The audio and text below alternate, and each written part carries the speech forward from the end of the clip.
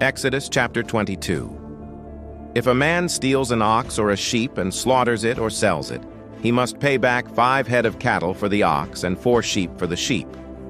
If a thief is caught breaking in and is struck so that he dies, the defender is not guilty of bloodshed. But if it happens after sunrise, he is guilty of bloodshed. A thief must certainly make restitution, but if he has nothing, he must be sold to pay for his theft. If the stolen animal is found alive in his possession, whether ox or donkey or sheep, he must pay back double.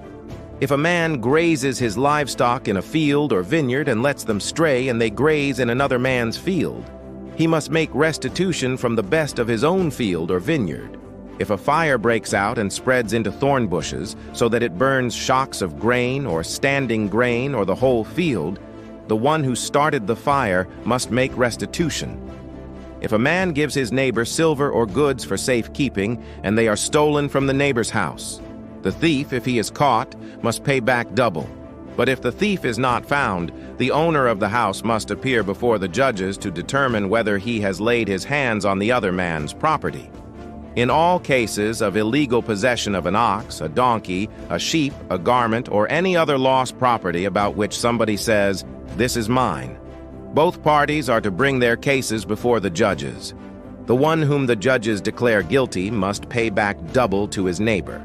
If a man gives a donkey, an ox, a sheep, or any other animal to his neighbor for safekeeping and it dies or is injured or is taken away while no one is looking, the issue between them will be settled by the taking of an oath before the Lord that the neighbor did not lay hands on the other person's property. The owner is to accept this, and no restitution is required. But if the animal was stolen from the neighbor, he must make restitution to the owner. If it was torn to pieces by a wild animal, he shall bring in the remains as evidence, and he will not be required to pay for the torn animal. If a man borrows an animal from his neighbor, and it is injured or dies while the owner is not present, he must make restitution.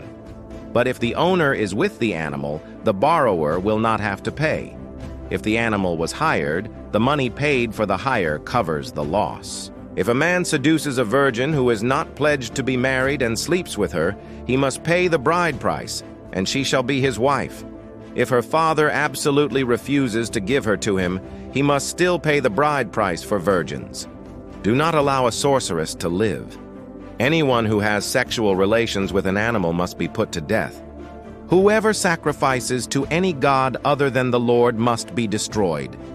Do not mistreat an alien or oppress him, for you were aliens in Egypt. Do not take advantage of a widow or an orphan. If you do and they cry out to me, I will certainly hear their cry.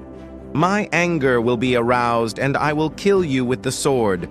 Your wives will become widows and your children fatherless. If you lend money to one of my people among you who is needy, do not be like a money lender. Charge him no interest. If you take your neighbor's cloak as a pledge, return it to him by sunset, because his cloak is the only covering he has for his body. What else will he sleep in? When he cries out to me, I will hear, for I am compassionate. Do not blaspheme God or curse the ruler of your people. Do not hold back offerings from your granaries or your vats. You must give me the firstborn of your sons. Do the same with your cattle and your sheep. Let them stay with their mothers for 7 days, but give them to me on the 8th day. You are to be my holy people. So do not eat the meat of an animal torn by wild beasts. Throw it to the dogs.